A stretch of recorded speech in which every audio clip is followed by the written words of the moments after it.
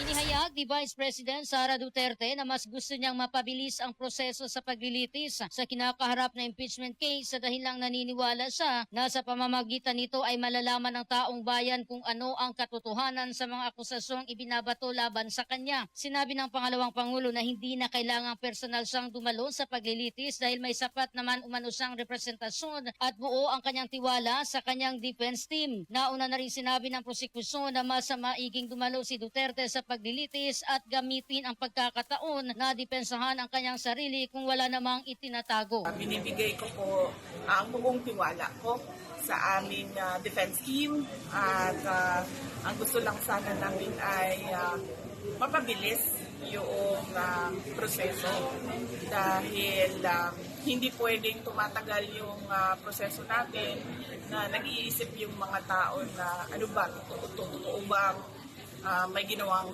masama, hindi ba totoo yung mga akusasyon. So dapat mabilis yung proseso kasi nga, di ba, sa ating konstitusyon, nandyan yung speedy administration of justice. Ay nasa lungsod ng Zamboanga ngayong araw kung saan personal niyang dinalaw ang sugatang estudyante sa naganap na pamamaril sa Ateneo de Zamboanga University Junior High School campus at bumisita na rin sa lamay ng nasawing biktima. Tiniyak ni Duterte ang suporta na ibibigay ng Office of the Vice President sa mga paaralan para mas mapaigting ang mga ipinapatupad na mga hakbang upang maiwasan ang mga kahalintulad na insidente. Kasama mo sa DXRZ RMN Zamboanga, Radyoman Mirasol Montesa, Tatak RMN.